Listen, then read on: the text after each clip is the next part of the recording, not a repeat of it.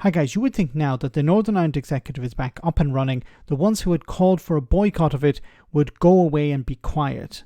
Well, if you thought that, you'd be deeply disappointed. Jim Allister, the head of the TUV, along with members of the House of Lords, have been screaming treason over the DUP's decision to stop messing about and allow Northern Ireland to have a functioning administration. The extra irony is that Kate Hoey here bears a great deal of responsibility for the official reason for the boycott, Brexit. Has she apologised to Unionists for pushing through something that has damaged the Union? Of course not. How that works out. But before I turn directly to the statutory instruments, I want just to pay tribute to the grassroots movement in Northern Ireland who, along with many of the members of the DUP, stood firm on their promises to the electorate. And the MLAs who stood firm and who were not taken in by offers of speakerships and red boxes or committee chairs.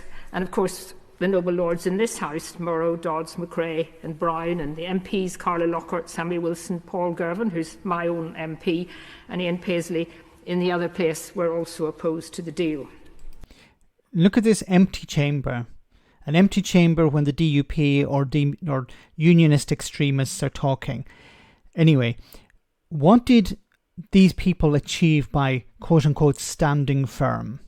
The grassroots organisations, these organisations who are being egged on by the likes of Kate Hoey, to achieve what? Nothing. They achieved absolutely zero. Now, she's okay. She has her seat in the House of Lords. Members of the DUP in the House of Commons are perfectly fine. They got their salaries. There was no impact on them financially. But there was an impact on Northern Ireland. It's very interesting that Sir Geoffrey and indeed other ministers, new ministers in the Assembly, spent the first few hours actually having a go and really being angry about Jim Allister, leader of the TUV, and going on about how Jim Allister had simply shouted and hadn't achieved anything. It's very interesting because I appeared on lots of platforms all over the country in Northern Ireland with Jim Allister and Sir Geoffrey and Jamie Bryson and a number of other people at the anti-protocol rallies.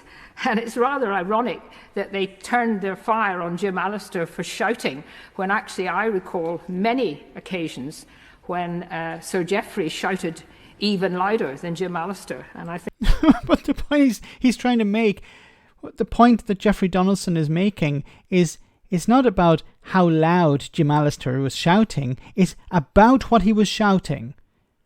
He was shouting about nothing. What did he achieve? He shouted a lot, but he achieved absolutely zero. Now, I'm not here to defend Geoffrey Donaldson because I don't think he really achieved anything himself, but at least he went and met with the British government. At least he tried to achieve something. What did Jim Allister try to achieve? Nothing. Boycott, that was it. You could say he succeeded in convincing headbangers within the DUP to boycott the executive for a period of time, but that time was limited. Now it's over. So what has Jim Allister actually achieved here? Nothing. He started out with nothing and he finished with nothing.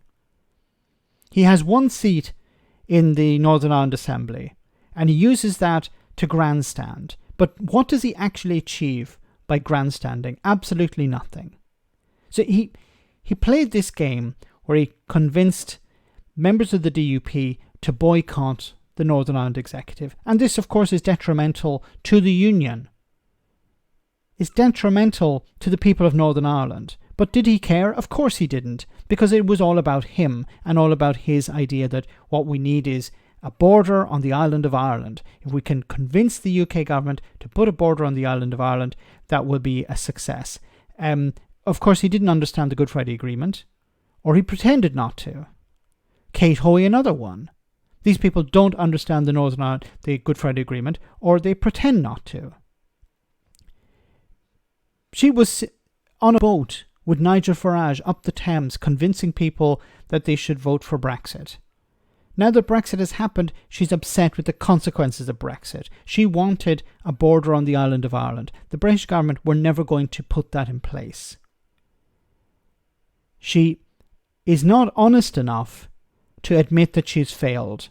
She's not honest enough to say, okay, we lied to the public. We thought they would be putting a border on the island of Ireland, and then Northern Ireland would be in a stronger position within the United Kingdom. We bet and we lost. But she's not honest enough to admit that. And a lot of people in Northern Ireland are not honest enough to admit that they betted on Brexit. They betted on people like Boris Johnson being honest. They betted on Brexiteers in England supporting them, and it turned out pretty badly.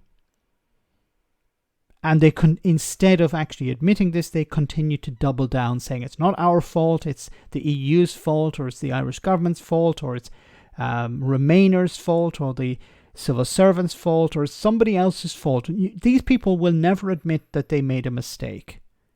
I would love to speak to Kate Hoey, but she's blocked me on Twitter. I'd love to speak with members of the DUP, but they won't speak to me. I'd love to ask them, what did you expect was going to happen when you campaigned for Brexit? Please be honest.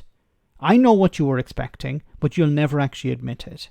And if you do admit that you wanted a border on the island of Ireland, it shows that you have no understanding of the Good Friday Agreement. Let me know in the comment section, guys, what you think. As always, your comments are greatly appreciated. Thanks a lot.